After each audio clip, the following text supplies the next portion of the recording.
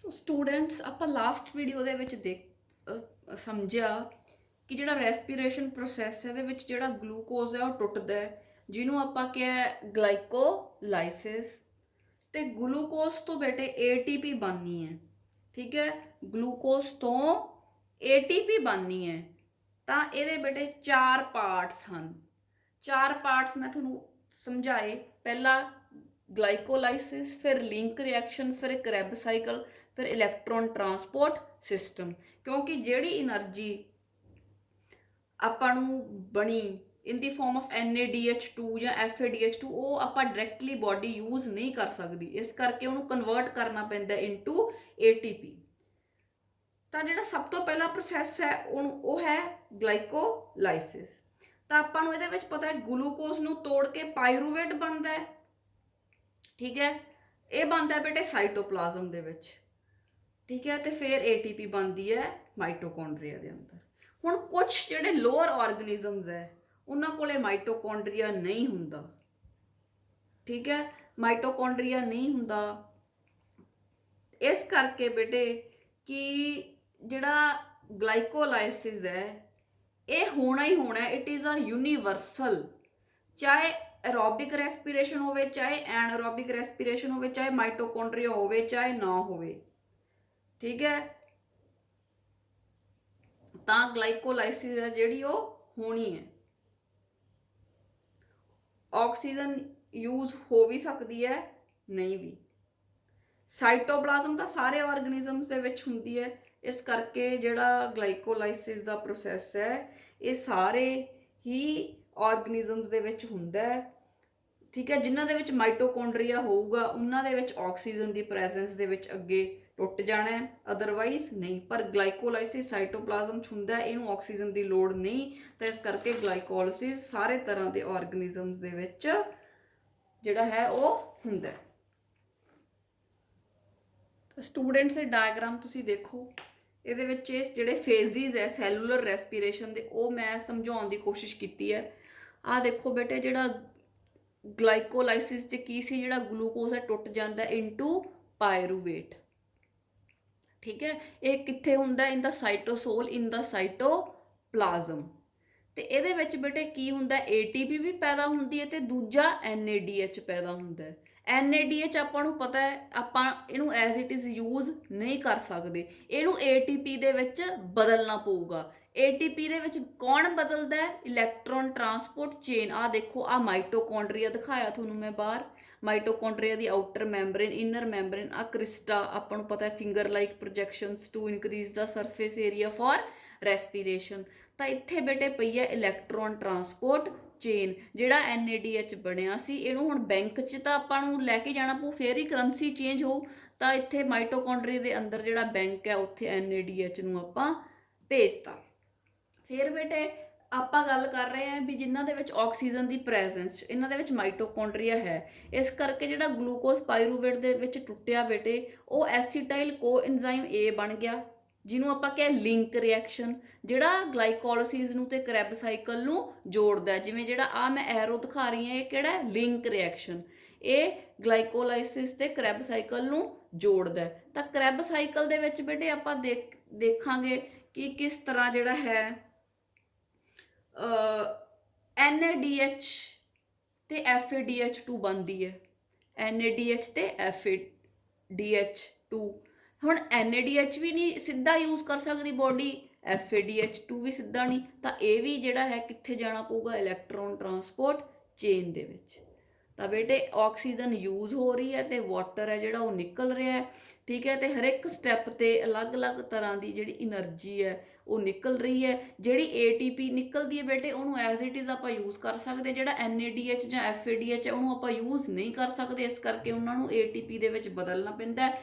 ਜਦੋਂ ਆਪਾਂ NaDH FaDH2 ਨੂੰ ਇਲੈਕਟ੍ਰੋਨ ਟਰਾਂਸਪੋਰਟ ਕੋਲੇ ਚੇਨ ਕੋਲੇ ਭੇਜ ਦਿਆਂਗੇ, ਉਹ ਸਾਰੇ ਦੀ ਸਾਰੀ એનર્ਜੀ ਨੂੰ ATP ਦੇ ਵਿੱਚ ਬਦਲ ਦੂਗੀ।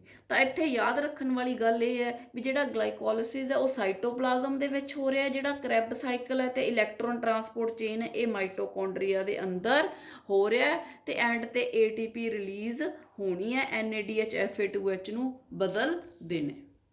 ਇਹ ਜਿਹੜਾ ਹੁਣ ਮੈਂ ਬੇਟੇ ਸਭ ਤੋਂ ਪਹਿਲਾਂ ਇਸ ਵੀਡੀਓ ਦੇ ਵਿੱਚ ਤੁਹਾਨੂੰ ਇਧਰਲਾ ਪਾਰਟ ਕਰਾ ਰਹੀ ਹਾਂ। ਆਹ ਵਾਲਾ ਪਾਰਟ ਮੈਂ ਤੁਹਾਨੂੰ ਆਹ ਵਾਲਾ ਪਾਰਟ ਕਰਾ ਰਹੀ ਹਾਂ ਜਿਹੜਾ ਗਲਾਈਕੋਲਾਈਸਿਸ ਹੈ। ਇਹ ਆਪਾਂ ਅਗਲੀਆਂ ਵੀਡੀਓਜ਼ ਦੇ ਵਿੱਚ ਕਰਾਂਗੇ। ਜਿਹੜਾ ਮਾਈਟੋਕੌਂਡਰੀਆ ਦੇ ਵਿੱਚ ਹੋ ਰਿਹਾ, ਜਿਹੜਾ ਸਾਈਟੋਪਲਾਜ਼ਮ ਦੇ ਵਿੱਚ ਹੋ ਰਿਹਾ, ਉਹ ਮੈਂ ਤੁਹਾਨੂੰ ਇਸ ਲੈਕਚਰ ਦੇ ਵਿੱਚ ਸਮਝਾਉਣਾ ਹੈ ਕਿ 10 ਸਟੈਪ ਹੁੰਦੇ ਆ ਜਿਨ੍ਹਾਂ ਦੇ ਵਿੱਚ ਜਿਹੜਾ ਗਲੂਕੋਜ਼ ਹੈ ਉਹ ਪਾਇਰੂਵੇਟ ਦੇ ਵਿੱਚ ਟੁੱਟ ਜਾਂਦਾ ਹੈ। Glucose is a 6 carbon compound and it is broken to a simpler farm.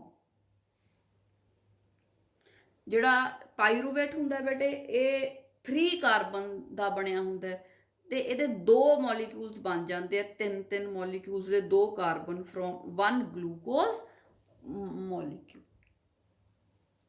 So glycose means sugar, lysis means splitting. ਤਾਂ ਇਹ ਜਿਹੜਾ ਹੈ breakdown of sugar is called glycolysis. Different reactions ਹੁੰਦੇ ਆ। ਇਹ ਬੇਟੇ ਜਿਹੜੇ ਸਟੈਪਸ ਹੈ ਡਿਸਕਵਰ ਕੀਤੇ ਸੀ ਸਾਇੰਟਿਸਟ ਨੇ, ਜਰਮਨ ਸਾਇੰਟਿਸਟ ਸੀ 2, ਜਿਨ੍ਹਾਂ ਦਾ ਨਾਮ ਹੈ ਗੋਸਟਫ ਐਮਡਨ ਐਂਡ ਆਟੋ ਮਰੋਫ। ਇਸ ਕਰਕੇ ਬੇਟੇ ਜਿਹੜਾ ਗਲਾਈਕੋਲਾਈਸਿਸ ਹੈ ਇਹਨੂੰ ਐਮਡਨ ਮੈਰੋਫ ਪਾਥਵੇ ਵੀ ਕਹਿੰਦੇ ਆ ਜਾਂ EMP ਵੀ ਕਹਿੰਦੇ ਆ, ਠੀਕ ਹੈ, in the honour of the scientist who have discovered it। ਇਸ ਕਰਕੇ ਇਹਨੂੰ ਕਹਿੰਦੇ ਐਮਡਨ ਮੈਰਫ ਪਾਥਵੇ ਜਾਂ EMP।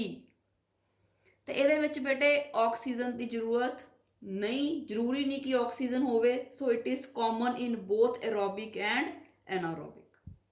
ਸਭ ਤੋਂ ਪਹਿਲਾਂ ਇਹਦੇ ਵਿੱਚ ਕੀ ਹੁੰਦਾ ਹੈ, ਪਲਾਂਟ ਦੇ ਅੰਦਰ ਜਿਹੜੀ ਸੁਕਰੋਜ਼ ਹੈ ਉਹ ਵੀ ਗਲੂਕੋਜ਼ ਦੇ ਵਿੱਚ ਬਦਲ ਜਾਂਦੀ ਹੈ ਵਿਦ ਦੀ ਹੈਲਪ ਆਫ ਇੰਜ਼ਾਈਮ ਇਨਵਰਟੇਜ਼। ਜੇ ਸਟਾਰਚ ਹੈ ਉਹ ਵੀ ਗਲੂਕੋਜ਼ ਦੇ ਵਿੱਚ ਬਦਲ ਜਾਂਦੀ ਹੈ ਵਿਦ ਦੀ ਹੈਲਪ ਆਫ ਇੰਜ਼ਾਈਮ ਅਮਾਈਲੇਜ਼ ਜਾਂ ਮਾਲਟੇਜ਼। ਗਲੂਕੋਜ਼ ਬਣ ਗਿਆ, ਸਾਰੇ ਦਾ ਸਾਰਾ ਗਲੂਕੋਜ਼ ਬਣ ਗਿਆ। ਹੁਣ ਆਪਾਂ ਅੱਗੇ ਗਲਾਈਕੋਲਾਈਸਿਸ ਦੇ ਥਰੂ ਗਲੂਕੋਜ਼ ਨੂੰ ਤੋੜਨਾ। ਤਾਂ ਬੇਟੇ ਆ ਤੁਸੀਂ ਦੇਖ ਰਹੇ ਹੋ 10 ਸਟੈਪਸ ਹੈ ਜਿਨ੍ਹਾਂ ਦੇ ਵਿੱਚ ਜਿਹੜਾ ਗਲੂਕੋਜ਼ ਸੀ ਇੱਕ ਗਲੂਕੋਜ਼ ਮੋਲੀਕਿਊਲ 2 ਪਾਇਰੂਵਿਕ ਐਸਿਡ ਦੇ ਵਿੱਚ ਬਦਲ ਜਾਂਦਾ ਹੈ। ਗਲੂਕੋਜ਼ 6 ਕਾਰਬਨ ਦਾ ਬਣਿਆ ਹੁੰਦਾ ਹੈ ਤੇ ਪਾਇਰੂਵਿਕ ਐਸਿਡ 3 ਕਾਰਬਨ ਦਾ, ਤਾਂ 3 + 3 ਹੋ। ਤਾਂ ਸਭ ਤੋਂ ਪਹਿਲਾਂ ਬੇਟੇ ਜਦੋਂ ਇਹ ਗਲਾਈਕੋਲਾਈਸਿਸ ਸ਼ੁਰੂ ਹੋਣਾ ਹੁੰਦਾ ਹੈ ਤਾਂ ਬੇਟੇ ਉਹਨੂੰ ਕਹਿੰਦੇ ਆ ਪ੍ਰੈਪਰੇਟਰੀ ਫੇਜ਼ ਜਾਂ ਇਨਵੈਸਟਮੈਂਟ ਫੇਜ਼। ਪਹਿਲਾਂ ਬੇਟੇ ATP ਦੀ ਵਰਤੋਂ ਹੁੰਦੀ ਹੈ, ਫਿਰ ਗਲੂਕੋਜ਼ ਟੁੱਟਦਾ ਹੈ। ਇਸ ਕਰਕੇ ਉਹਨੂੰ ਕਿਹਾ ਇਨਵੈਸਟਮੈਂਟ, ਵੀ ਪਹਿਲਾਂ ਪੈਸਾ ਖਰਚ ਕਰਨਾ ਇਜ਼ ਕਾਲਡ ਇਨਵੈਸਟਮੈਂਟ। ਤਾਂ ਇੱਥੇ ਜਿਹੜੀ ਬਾਡੀ ਹੈ ਉਹ ਪਹਿਲਾਂ એનર્ਜੀ ਇਨਵੈਸਟ ਕਰੂਗੀ, ਫਿਰ ਜਿਹੜੀ ਹੈ ਦੁਬਾਰਾ ਆਪਾਂ ਨੂੰ ਪੇ ਆਫ ਹੋਊਗਾ, ਫਿਰ ਉਹ એનર્ਜੀ ਆਪਾਂ ਨੂੰ ਬਣਾ ਕੇ ਦਊਗਾ। ਇੱਕ ਵਾਰੀ ਆਪਾਂ ਨੂੰ ਆਪਦੇ ਪੱਲਿਓਂ એનર્ਜੀ ਲਾਉਣੀ ਪਊਗੀ। ਜਿਹੜਾ ਗਲੂਕੋਜ਼ ਹੈ ਬੇਟੇ ਇਹਨੂੰ ਐਕਟਿਵ ਕਰਨਾ ਪੈਣਾ ਹੈ। ਐਕਟਿਵ ਕਰਨ ਲਈ ATP ਦੇਣੀ ਪੈਣੀ ਹੈ। ਜਦੋਂ ਆਪਾਂ ATP ਦਿੱਤੀ ਤਾਂ ਜਿਹੜਾ ਗਲੂਕੋਜ਼ ਆ, ਦੇਖੋ ਆ ਗਲੂਕੋਜ਼ ਸੀ 6 ਕਾਰਬਨ ਦਾ, ਇਹਨੂੰ ਆਪਾਂ ATP ਦੇਤੀ। ਜਦੋਂ ATP ਦੇਤੀ ਬੇਟੇ ਜਿਹੜਾ ਗਲੂਕੋਜ਼ ਹੈ ਉਹ ਅਨਸਟੇਬਲ ਹੋ ਜਾਵੇਗਾ ਤੇ ਟੁੱਟ ਜੂਗਾ। ਗਲੂਕੋਜ਼ ਹੈ ਜਿਹੜਾ ਉਹ ਅਨਸਟੇਬਲ ਹੋ ਕੇ ਟੁੱਟ ਜੂਗਾ, ਠੀਕ ਹੈ, ਇਨਟੂ ਡਿਫਰੈਂਟ ਜਿਹੜੇ ਆਪਾਂ ਅੱਗੇ ਸਟੈਪਸ ਆ ਜਿਹੜੇ ਆਪਾਂ ਕਰਨੇ ਆ, ਠੀਕ ਹੈ। ਗਲੂਕੋਜ਼ ਸੀ ਜਿਹੜਾ ਬੇਟੇ ਉਹ 6 ਕਾਰਬਨਸ ਦਾ ਸੀ, ਆ ਦੇਖੋ 1 2 3 4 5 ਐਂਡ 6।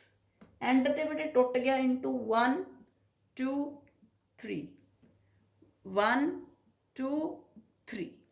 ਇੱਕ ਪਾਇਰੂਵਿਕ ਐਸਿਡ ਆ, ਇਹਦੇ ਕੋਲ ਵੀ 3 ਕਾਰਬਨ ਹੈ 1 2 3, ਇਹਦੇ ਕੋਲ 3 ਕਾਰਬਨ ਹੈ 1 2 3, ਇਹਦੇ ਕੋਲ 6 ਕਾਰਬਨ ਹੈ 1 2 3 4 5 ਐਂਡ 6,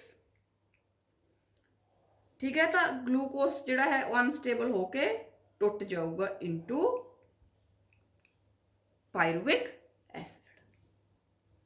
ਸੋ ਬੇਟੇ we will have 10 steps. First step, glucose ਨੂੰ ਕਨਵਰਟ ਕਰਤਾ into glucose 6 phosphate using ATP। ਇੱਥੇ ਇੱਕ ATP ਯੂਜ਼ ਕੀਤੀ, ਗਲੂਕੋਜ਼ ਨੂੰ ਗਲੂਕੋਜ਼ 6 ਫਾਸਫੇਟ ਦੇ ਵਿੱਚ ਬਦਲਤਾ।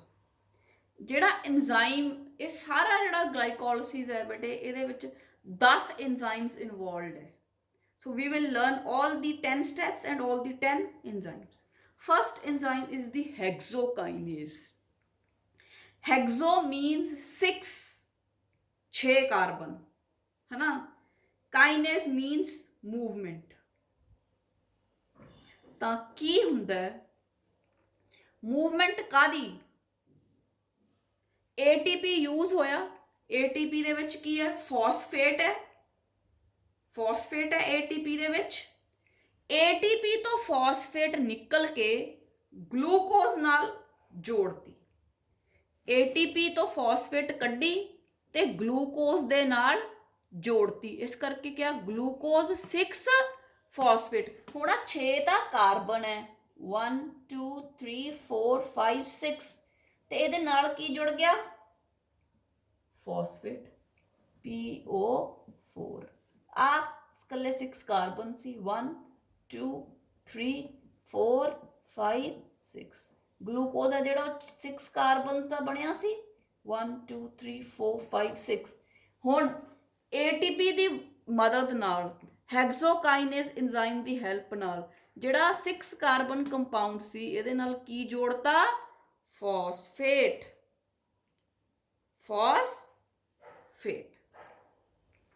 नेक्स्ट स्टेप 2 स्टेप 1 हो गया step 2 glucose 6 phosphate is converted into fructose 6 phosphate rearrangement किया बस ठीक है वो भी 6 कार्बन का बनया सी ग्लूकोज 6 फॉस्फेट फ्रक्टोज भी 6 जिहड़ा 6 कार्बन का बनया just there is a rearrangement of glucose 6 phosphate into fructose 6 phosphate using the enzyme glucose phosphate isomerase glucose phosphate isomerase ये हो गया थोड़ा स्टेप 2 स्टेप 3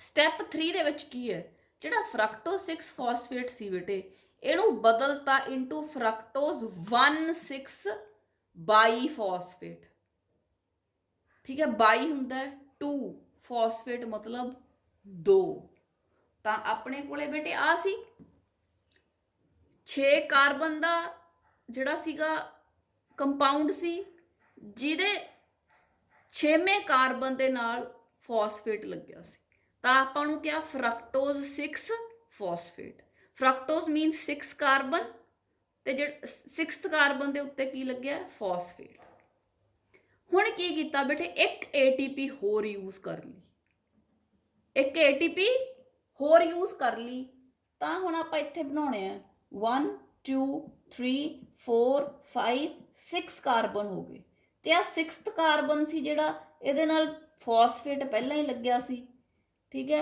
हुण की किया जिहड़ा आ ATP है इहदे कोल भी एक फॉस्फेट होऊगा ते ये वाला जिहड़ा फॉस्फेट है ये जिहड़ा कार्बन 1 है ना इहदे नाल आके लग जांदा तां क्या बाई फॉस्फेट मतलब एक फॉस्फेट पहले कार्बन नाल लगी है एक फॉस्फेट 6वें कार्बन नाल लगी है तां बन गया फ्रक्टोज 1,6 बाई फॉस्फेट ते एंजाइम यूज होया उहदा नाम है फॉस्फोफ्रुक्टोकाइनेज ठीक है बच्चों समझ आया फ्रक्टोज मीन्स 6 कार्बन 1,6 मतलब 1,6 बाई फॉस्फेट का मतलब 2 फॉस्फेट लगे एक फस्ट कार्बन नाल एक 6th कार्बन देखो दोबारा देखते हैं फस्ट स्टैप दे विच इकल्ले अपने कोल 6 कार्बन सी अगले स्टैप दे विच आपां ATP दी यूज़ कीती ते 6वें कार्बन दे नाल फॉस्फेट लाता फिर आपां जस्ट रीअरेंजमेंट कर लिया ग्लूकोज नूं फ्रक्टोज च रीअरेंज करता फिर जिहड़ा फ्रक्टोज 6 फॉस्फेट सी फिर ATP वरती ते ओहदे अंदर 2 फॉस्फेट लग गए एक फस्ट पोजीशन ते एक 6th पोजीशन ते so this is the step number 3 ठीक है 2 फॉस्फेट कार्बन 1 ते 6 ते आपां लगा चुके हैं now we proceed to step number 4 step number 4 ਦੇ ਵਿੱਚ ਕੀ ਹੁੰਦਾ ਜਿਹੜਾ ਫਰਕਟੋਜ਼ 1,6 ਬਿਸ ਫਾਸਫੇਟ ਸੀ ਬਾਈ ਫਾਸਫੇਟ ਸੀ it is converted into glyceraldehyde 3 phosphate ਠੀਕ ਹੈ ਇਹਨੂੰ ਬੇਟੇ ਬਦਲਤਾ ਫਰਕਟੋਜ਼ 1,6 ਬਾਈ ਫਾਸਫੇਟ ਸੀ ਬੇਟੇ ਇਹਨੂੰ 2 ਸ਼ੂਗਰ ਬਣਾਤੇ ਇਹ 6 ਕਾਰਬਨ ਦਾ ਸੀ ਨਾ ਇਹਦੇ ਤੋਂ 3 ਕਾਰਬਨ ਵਾਲੇ 2 ਸ਼ੂਗਰ ਬਣਾਤੇ 3 ਆ ਕਾਰਬਨਸ 3 ਆ ਕਾਰਬਨਸ ਇੱਕ ਸ਼ੂਗਰ ਦਾ ਨਾਮ ਹੈ ਗਲਿਸਰੈਲਡੀਹਾਈਡ 3 ਫਾਸਫੇਟ दूसरे शुगर का नाम है डाईहाइड्रोक्सी एसीटोन ਫਾਸਫੇਟ। ਇਹ ਦੋਨੇ ਬੇਟੇ ਇੱਕ ਦੂਜੇ ਦੇ ਆਈਸੋਮਰਸ ਹੈ। ਇਹਦੇ ਤੋਂ ਆ ਬਣ ਸਕਦਾ ਹੈ, ਇਹਦੇ ਤੋਂ ਆ ਬਣ ਸਕਦਾ ਹੈ। ਤਾਂ ਕੀ ਕੀਤਾ, ਜਿਹੜਾ ਗਲਿਸਰੈਲਡੀਹਾਈਡ 3 ਫਾਸਫੇਟ ਹੈ ਇਹ ਆਪਾਂ ਨੂੰ ਚਾਹੀਦਾ ਹੁੰਦਾ ਹੈ। ਇਸ ਕਰਕੇ ਜਿਹੜਾ ਡਾਈਹਾਈਡਰੋਕਸੀ ਐਸੀਟੋਨ ਫਾਸਫੇਟ ਹੈ ਇਹਨੂੰ ਬੇਟੇ ਆਈਸੋਮਰੇਜ਼ ਇੰਜ਼ਾਈਮ ਦੀ ਹੈਲਪ ਨਾਲ ਬਦਲ ਲਿਆ ਜਾਂਦਾ ਹੈ ਇਨਟੂ ਗਲਿਸਰੈਲਡੀਹਾਈਡ 3 ਫਾਸਫੇਟ। ਠੀਕ ਹੈ, both these sugars were isomerase of each other। ਠੀਕ ਹੈ, ਜਿਹੜਾ ਇੰਜ਼ਾਈਮ ਵਰਤਿਆ ਫਰਕਟੋਜ਼ 1,6 ਬਾਈਫਾਸਫੇਟ ਨੂੰ ਗਲਿਸਰੈਲਡੀਹਾਈਡ 3 ਫਾਸਫੇਟ ਚ ਤਬਦੀਲ ਕਰਨ ਦੇ ਵਿੱਚ, ਉਸ ਇੰਜ਼ਾਈਮ ਦਾ ਨਾਮ ਹੈ ਐਲਡੋਲੇਜ਼। ਠੀਕ ਹੈ, ਐਲਡੋਲੇਜ਼ ਨੇ ਫਰਕਟੋਜ਼ 1,6 ਬਾਈਫਾਸਫੇਟ ਨੂੰ 2 ਸ਼ੂਗਰ ਚ ਤੋੜਤਾ। ਠੀਕ ਹੈ, ਜਿਹਦੇ ਵਿੱਚ 3 ਕਾਰਬਨਸ ਹੈ। ਇੱਕ ਕੰਪਾਊਂਡ ਦਾ ਨਾਮ ਹੈ ਗਲਿਸਰੈਲਡੀਹਾਈਡ 3 ਫਾਸਫੇਟ, ਦੂਜੇ ਦਾ ਡਾਈਹਾਈਡਰੋਕਸੀ ਐਸੀਟੋਨ ਫਾਸਫੇਟ। ਇਹ ਦੋਨੇ ਇੱਕ ਦੂਜੇ ਦੇ ਆਈਸੋਮਰਸ ਹੈ। ਇਸ ਕਰਕੇ ਡਾਈਹਾਈਡਰੋਕਸੀ ਐਸੀਟੋਨ ਫਾਸਫੇਟ ਨੂੰ ਆਈਸੋਮਰੇਜ਼ ਇੰਜ਼ਾਈਮ ਦੀ ਹੈਲਪ ਨਾਲ ਆਪਾਂ ਫਿਰ ਗਲਿਸਰੈਲਡੀਹਾਈਡ 3 ਫਾਸਫੇਟ ਬਣਾ ਲੈਂਦੇ ਹਾਂ। ਉਸ ਤੋਂ ਬਾਅਦ ਆ ਗਿਆ ਸਟੈਪ ਨੰਬਰ 5। ਜਿਹੜਾ ਗਲਿਸਰੈਲਡੀਹਾਈਡ 3 ਫਾਸਫੇਟ ਹੈ ਇਹਨੂੰ ਬਦਲਣਾ ਇਨਟੂ 1,3 ਬਾਈਫਾਸਫੋਗਲਿਸਰਿਕ ਐਸਿਡ, ਇਨਟੂ 1,3 ਬਾਈਫਾਸਫੋਗਲਿਸਰਿਕ ਐਸਿਡ।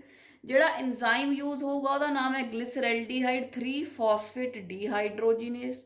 ਤੇ ਇਸ ਸਟੈਪ ਦੇ ਤੇ ਬੇਟੇ ਕੀ ਕੀਤਾ ਜਾਂਦਾ ਹੈ ਕਿ NAD ਵਰਤ ਕੇ NADH ਪੈਦਾ ਕੀਤਾ ਜਾਂਦਾ ਹੈ। 2 NADH ਪੈਦਾ ਕੀਤੇ ਜਾਂਦੇ ਨੇ।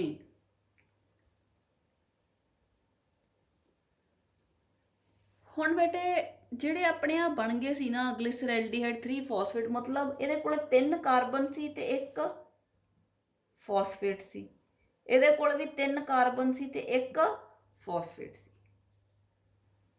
ਠੀਕ ਹੈ, ਤੇ ਹੁਣ ਬੇਟੇ ਆਪਾਂ ਕੀ ਕੀਤਾ, ਬਣਾ ਲਿਆ 1,3 ਬਾਈਫਾਸਫੋਗਲਿਸਰਿਕ acid using the enzyme and NADH is produced। then ਇੱਥੋਂ ਫਿਰ ਬੇਟੇ ਜਿਹੜਾ 1,3 ਬਾਈਫਾਸਫੋਗਲਿਸਰਿਕ ਐਸਿਡ ਸੀ ਇਹਨੂੰ ਫਿਰ ਬੇਟੇ ਫਾਸਫੋਗਲਿਸਰੇਟ ਕਾਈਨੇਜ਼ ਇੰਜ਼ਾਈਮ ਦੀ ਹੈਲਪ ਨਾਲ 3 ਫਾਸਫੋਗਲਿਸਰਿਕ ਐਸਿਡ ਚ ਕਨਵਰਟ ਕਰ ਲਿਆ। ਠੀਕ ਹੈ, ਉਸ ਤੋਂ ਬਾਅਦ ਜਿਹੜਾ ਫਾਸਫੋਗਲਿਸਰਿਕ ਐਸਿਡ ਸੀ ਇਸ ਸਟੈਪ ਤੇ ਬੇਟੇ 2 ATP ਪੈਦਾ ਹੁੰਦੇ ਆ। ਫਿਰ 3 ਫਾਸਫੋਗਲਿਸਰਿਕ ਐਸਿਡ ਨੂੰ ਕਨਵਰਟ ਕਰਤਾ ਇਨਟੂ ਫਾਸਫੋਗਲਿਸਰਿਕ ਐਸਿਡ। ਹੁਣ ਬੇਟੇ ਇੱਥੋਂ ਤੱਕ ਤਾਂ ਆਪਾਂ એનર્ਜੀ ਵਰਤੀ, 2 ATP ਵਰਤੇ। ਠੀਕ ਹੈ, ਇਸ ਤੋਂ ਬਾਅਦ ਇੱਥੇ ਤਾਂ ਆਪਾਂ ਇਨਵੈਸਟ ਕੀਤੀ। ਇਸ ਤੋਂ ਬਾਅਦ ਬੇਟੇ ਇਸ ਸਟੈਪ ਤੋਂ ਬਾਅਦ ਜਿਹੜੀ એનર્ਜੀ ਬਣਨੀ ਸ਼ੁਰੂ ਹੋ ਗਈ ਤਾਂ ਇਹਨੂੰ ਕਹਿੰਦੇ ਆ ਪੇ ਆਫ, ਵੀ ਜਿਹੜਾ ਮੈਂ ਤੇਰੇ ਤੇ ਲਾਇਆ ਸੀ ਉਹ ਮੇਰਾ ਮੋੜ। ਤਾਂ ਇਸ ਤੋਂ ਬਾਅਦ ਕੀ ਹੈ, ਪੇ ਆਫ, ਮਤਲਬ એનર્ਜੀ ਪੈਦਾ ਹੋਊਗੀ, ATP ਬਣਨਾ ਹੀ ਬਣਨਾ ਹੈ। ਠੀਕ ਹੈ ਜੀ, ਤਾਂ ਹੁਣ ਬੇਟੇ ਆਪਾਂ ਕੀ ਬਣਾ ਲਿਆ, ਗਲਿਸਰੈਲਡੀਹਾਈਡ 3 ਫਾਸਫੇਟ ਤੋਂ ਆਪਾਂ ਬਣਾ ਲਿਆ 1,3 ਬਾਈਫਾਸਫੋਗਲਿਸਰਿਕ ਐਸਿਡ। ਮਤਲਬ 3 ਕਾਰਬਨਸ ਦਾ, ਫਸਟ ਕਾਰਬਨ ਤੇ ਵੀ ਫਾਸਫੇਟ ਲੱਗਿਆ ਤੇ ਥਰਡ ਕਾਰਬਨ ਤੇ ਵੀ ਫਾਸਫੇਟ ਲੱਗਿਆ। ਇੱਥੇ ਬੇਟੇ ਆਪਾਂ ਕੀ ਕਰਾਂਗੇ, ਇਸ ਸਟੈਪ ਤੇ ਜਦੋਂ ਗਲਿਸਰੈਲਡੀਹਾਈਡ 3 ਫਾਸਫੇਟ ਤੋਂ 1,3 ਬਾਈਫਾਸਫੋਗਲਿਸਰਿਕ ਐਸਿਡ ਬਣਨਾ ਹੁੰਦਾ ਹੈ ਤਾਂ ਬੇਟੇ ਜਿਹੜਾ ਹੈ ਡੀਹਾਈਡਰੋਜੀਨੇਜ਼ ਇੰਜ਼ਾਈਮ ਦੀ ਹੈਲਪ ਦੇ ਨਾਲ ਹਾਈਡਰੋਜਨ ਰਿਮੂਵ ਹੋ ਜਾਂਦੀ ਹੈ। ਜਦੋਂ ਹਾਈਡਰੋਜਨ ਐਡ ਹੁੰਦੀ ਹੈ this is called as reduction. ਜਿਹੜਾ NAD ਹੈ ਬੇਟੇ ਇਹਦੇ ਨਾਲ ਆਪਾਂ ਹਾਈਡਰੋਜਨ ਐਡ ਕਰ ਦਿਆਂਗੇ। ਠੀਕ ਹੈ, ਤਾਂ ਆਪਣੇ ਕੋਲੇ ਬੇਟੇ NADH2 ਬਣ ਜੂਗਾ। ਤੇ ਇੱਕ ਜਿਹੜਾ NADH2 ਹੁੰਦਾ ਨਾ ਇਹ 3 ATPs ਪ੍ਰੋਡਿਊਸ ਕਰਦਾ, 3 ATPs ਪ੍ਰੋਡਿਊਸ ਕਰਦਾ ਜਿਹੜਾ NADH2 ਹੈ। ਜਦੋਂ ਇਹਨੂੰ ਕਨਵਰਟ ਕਰਾਂਗੇ, ਜਿਵੇਂ ਡਾਲਰਸ ਕਿੰਨੇ, ਜਿਵੇਂ ਪੌਂਡ ਕਿੰਨੇ, 1 pound is equal to how many rupees ਹੈ ਨਾ, ਉਵੇਂ ਡਾਲਰ ਅਲੱਗ-ਅਲੱਗ ਹੁੰਦੇ ਨਾ ਕਰੰਸੀ ਦਾ ਹਿਸਾਬ। ਉਵੇਂ ਹੀ ਜਿਹੜਾ ਇੱਕ NADH2 ਹੈ ਉਹਦੇ ਤੋਂ 3 ATPs ਆਉਂਦੀਆਂ, ਜਿਹੜਾ ਇੱਕ FADH2 ਹੈ ਉਹਦੇ ਤੋਂ 2 ATPs ਆਉਂਦੀਆਂ। ਤਾਂ ਬੇਟੇ ਇੱਥੇ ਆਪਾਂ दो NADH पैदा कर ले। ठीक है जी। फिर 1,3 ਬਾਈਫਾਸਫੋਗਲਿਸਰਿਕ ਐਸਿਡ ਤੋਂ ਬੇਟੇ ਆਪਾਂ ਬਣਾ ਲਿਆ 3 ਫਾਸਫੋਗਲਿਸਰਿਕ ਐਸਿਡ। ਮਤਲਬ ਇਹਦੇ ਕੋਲੇ ਹੁਣ ਇਹਦੇ ਕੋਲ ਤਾਂ ਬਾਈਫਾਸਫੋ ਸੀ, 2 ਫਾਸਫੇਟ ਗਰੁੱਪ ਸੀ। ਇਹਦੇ ਕੋਲੇ ਬੇਟੇ ਹੁਣ ਇੱਕ ਫਾਸਫੇਟ ਗਰੁੱਪ ਰਹਿ ਗਿਆ 3rd ਕਾਰਬਨ ਦੇ ਉੱਪਰ, ਤਾਂ ਇਹਨੂੰ ਕਿਹਾ 3 ਫਾਸਫੋਗਲਿਸਰਿਕ ਐਸਿਡ।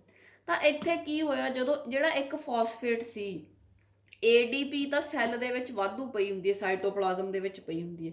ਇੱਕ ਫਾਸਫੋਰਸ ਆਪਾਂ ਇੱਥੋਂ ਕੱਢਤਾ, ਬਾਈਫਾਸਫੋ ਸੀ, ਇੱਕ ਫਾਸਫੇਟ ਕੱਢਤਾ। ADP means ਅਡੀਨੋਸਾਈਨ ਡਾਈਫਾਸਫੇਟ। ਡਾਈ ਦੇ ਨਾਲ ਜਦੋਂ ਇੱਕ ਹੋਰ ਫਾਸਫੇਟ ਲੱਗ ਗਿਆ ਤਾਂ ਕੀ ਬਣ ਗਿਆ, ਅਡੀਨੋਸਾਈਨ ਟਰਾਈਫਾਸਫੇਟ। ਤਾਂ ਇੱਥੇ ਬੇਟੇ 2 ਅਡੀਨੋਸਾਈਨ ਟਰਾਈਫਾਸਫੇਟ ਪੈਦਾ ਹੋ ਜਾਂਦੇ ਆ, ਤੇ ਜਿਹੜਾ ਕੰਪਾਊਂਡ ਹੈ ਉਹ ਹੁਣ ਬਾਈਫਾਸਫੋ ਨਹੀਂ ਰਿਹਾ, ਕੱਲਾ ਫਾਸਫੋਗਲਿਸਰਿਕ ਐਸਿਡ ਬਣ ਗਿਆ। ਠੀਕ ਹੈ, ਇਸ ਕਰਕੇ ਇਹਨੂੰ ਪੇ ਆਫ ਕਹਿੰਦੇ ਆ, ਕਿਉਂਕਿ ਆਪਾਂ ਨੂੰ ਹੁਣ ਮੋੜ ਹੀ ਜਾਂਦਾ ਇਹ। ਉਸ ਤੋਂ ਬਾਅਦ ਜਿਹੜਾ 3 ਫਾਸਫੋਗਲਿਸਰਿਕ ਐਸਿਡ ਸੀ, ਇਹਨੂੰ ਫਾਸਫੋਗਲਿਸਰੋਮਿਊਟੇਜ਼ ਇੰਜ਼ਾਈਮ ਦੇ ਹੈਲਪ ਨਾਲ ਬੇਟੇ ਫਾਸਫੋਗਲਿਸਰਿਕ ਐਸਿਡ ਦੇ ਵਿੱਚ ਤੋੜ ਲਿਆ। ਠੀਕ ਹੈ, ਤੇ ਜਿਹੜਾ ਸ਼ਿਫਟ ਮਤਲਬ ਜਿਹੜਾ ਸੀਗਾ ਫਾਸਫੇਟ ਸੀਗਾ, ਠੀਕ ਹੈ, ਉਹ 3rd ਕਾਰਬਨ ਤੇ ਸੀ, ਹੁਣ ਬੇਟੇ ਉਹਨੂੰ 2nd ਕਾਰਬਨ ਤੇ ਸ਼ਿਫਟ ਕਰਤਾ। 3 ਫਾਸਫੋਗਲਿਸਰਿਕ ਐਸਿਡ ਨੂੰ ਕਾਹਦੇ 'ਚ ਬਦਲਤਾ, ਇਨਟੂ 2 ਫਾਸਫੋਗਲਿਸਰਿਕ ਐਸਿਡ। ਮਤਲਬ ਜਿਹੜਾ 3rd ਨੰਬਰ ਤੇ ਜਿਹੜਾ ਫਾਸਫੇਟ ਗਰੁੱਪ ਪਿਆ ਸੀ 3rd ਕਾਰਬਨ ਤੇ ਪਿਆ ਸੀ, ਹੁਣ ਉਹਨੂੰ ਰੀਅਰੇਂਜ ਕਰਕੇ ਕਿੱਥੇ ਹੋ ਗਿਆ, 2nd ਕਾਰਬਨ ਤੇ।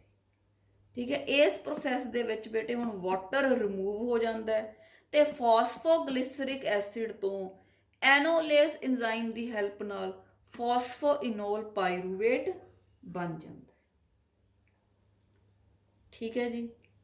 ਫਿਰ ਬੇਟੇ ਫਾਸਫੋਇਨੋਲ ਪਾਇਰੂਵੇਟ ਤੋਂ ਪਾਇਰੂਵਿਕ ਐਸਿਡ ਬਣ ਜਾਂਦਾ ਹੈ with the help of the enzyme pyruvate kinase. ਠੀਕ ਹੈ, ਇਹਦੇ ਵਿੱਚ ਵੀ ਬੇਟੇ ਫਾਸਫੇਟ ਦੀ ਵਰਤੋਂ ਦੇ ਨਾਲ ADP ਤੋਂ ATP ਪ੍ਰੋਡਿਊਸ ਹੋ ਜਾਂਦੀ ਹੈ। ਠੀਕ ਹੈ, ਗਲੂਕੋਜ਼ 6 ਕਾਰਬਨ ਦਾ ਬਣਿਆ ਸੀ, ਇਹਦੇ ਤੋਂ ਬੇਟੇ ਹੁਣ 2 ਪਾਇਰੂਵਿਕ ਐਸਿਡ ਬਣ ਗਏ ਜਿਨ੍ਹਾਂ ਕੋਲੇ 3 ਕਾਰਬਨਸ ਹੈ। ਠੀਕ ਹੈ ਜੀ, ਸਮਝ ਆਇਆ। ਇੱਥੇ ਬੇਟੇ ਆਪਣੇ ਕੋਲੇ 2 ਫਾਸਫੇਟ ਸੀ, ਇੱਕ ਆਪਾਂ ਗਵਾਤਾ। ਠੀਕ ਹੈ, ਇੱਥੇ 1,3 ਸੀ, ਇੱਥੇ ਇੱਕ ਤਾਂ ਆਪਾਂ ਇੱਥੇ ਗਵਾਤਾ ATP ਬਣਾਉਣ ਖਾਤਰ, ਤੇ ਇੱਕ ਫਾਸਫੇਟ ਬੇਟੇ ਆਪਾਂ ਇੱਥੇ ਗਵਾਤਾ, ਫਿਰ ATP ਬਣਾਈ। ਤਾਂ ਇਸ ਪ੍ਰੋਸੈਸ ਦੇ ਵਿੱਚ ਤੁਸੀਂ ਦੇਖੋ, ਮੈਂ ਆ ਗ੍ਰੀਨ ਨਾਲ ਦਿਖਾਏ ਹੈ ਵੀ ਇੱਕ ATP ਯੂਜ਼ ਹੋਇਆ, ਇੱਕ ATP, ਟੋਟਲ ਕਿੰਨੇ ATP ਯੂਜ਼ ਹੋਏ, 2। ਆ ਗ੍ਰੀਨ ਨਾਲ ਦਿਖਾਏ ਹੈ। ਇੱਥੇ ਦੇਖੋ ਹੁਣ ਇੱਕ ਤਾਂ 2 ਤਾਂ NADH ਇੱਥੇ ਪੈਦਾ ਹੋਏ, ਠੀਕ ਹੈ, ਤੇ 2 ATP ਇੱਥੇ ਪੈਦਾ ਹੋਏ, 2 ATP ਇੱਥੇ ਪੈਦਾ ਹੋਏ। ਤਾਂ ATP ਕਿੰਨੇ ਪੈਦਾ ਹੋਏ, 2 ਇੱਥੇ 2 ਇੱਥੇ, 4 ATPs ਆਰ ਪ੍ਰੋਡਿਊਸਡ। 4 ਚੋਂ 2 ਤਾਂ ਲੱਗ ਗਏ, ਤਾਂ 2 ਰਹਿ ਗਏ, ਰਾਈਟ, ਤੇ 2 ਹੀ NADH ਬਣੇ ਆ।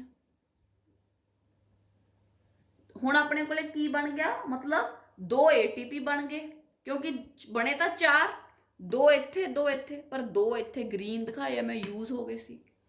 ਤਾਂ ਨੈਟ ਕਿੰਨੇ ਰਹਿ ਗਏ ATP ਆਪਣੇ ਕੋਲੇ, 2, ਤੇ NADH ਕਿੰਨੇ ਬਣੇ ਆਪਣੇ ਕੋਲੇ, 2। ਹੁਣ ਆਪਾਂ ਅੱਗੇ ਇਹਦੇ ਬਾਰੇ ਦੇਖਦੇ। ਤਾਂ ਸਟੂਡੈਂਟਸ ਦੇਖੋ, ATP ਕਿੰਨੇ ਪ੍ਰੋਡਿਊਸ ਹੋਏ, 4, NADH2 ਕਿੰਨੇ ਪ੍ਰੋਡਿਊਸ ਹੋਏ, 2।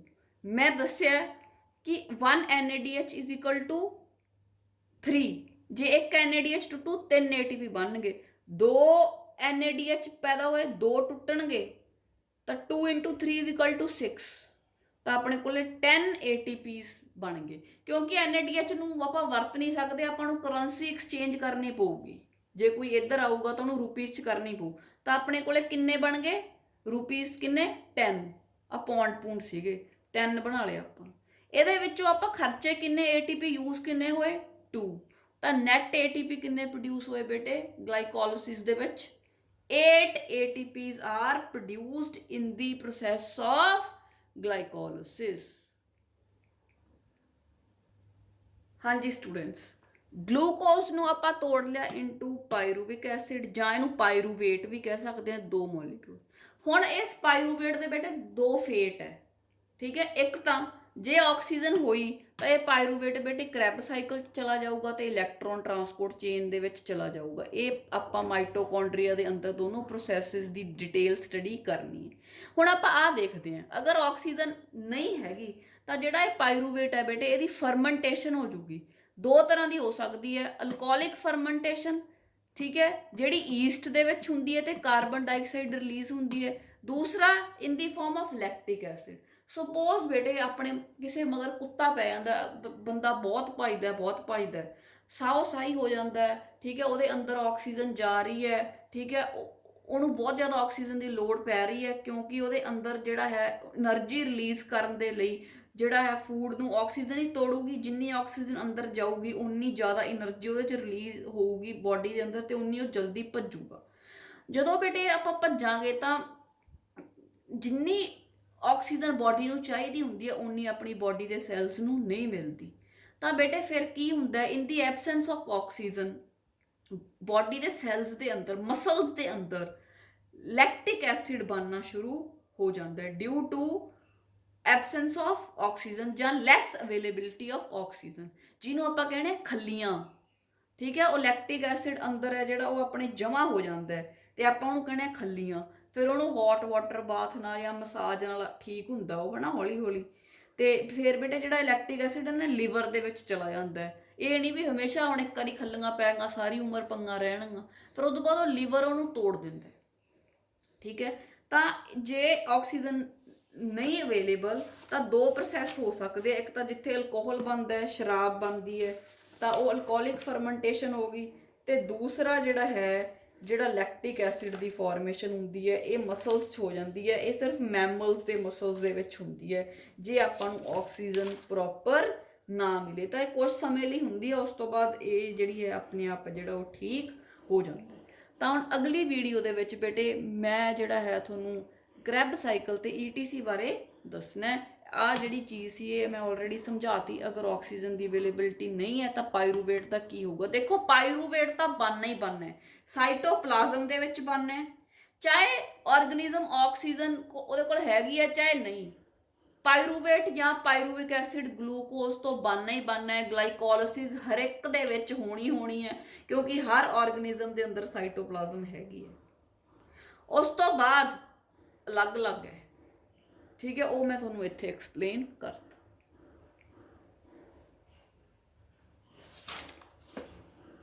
ਜਿਹੜੀ ਐਰੋਬਿਕ ਰੈਸਪੀਰੇਸ਼ਨ ਹੁੰਦੀ ਨਾ ਇਹਦੇ 'ਚ ਬਹੁਤ ਘੱਟ એનર્ਜੀ ਰਿਲੀਜ਼ ਹੁੰਦੀ ਹੈ ਤੇ ਜਿਹੜੇ ਆਪਣੇ ਲਾਈਫ ਪ੍ਰੋਸੈਸਿਸ ਹੈ ਜਿਵੇਂ ਹਾਰਟ ਦਾ ਚੱਲਣਾ, ਠੀਕ ਹੈ, ਇਹ ਸਾਰੇ ਲਾਈਫ ਪ੍ਰੋਸੈਸਿਸ ਹੈ ਜਿਨ੍ਹਾਂ ਬਿਨਾਂ ਨਹੀਂ ਜਿਆ ਜਾ ਸਕਦਾ।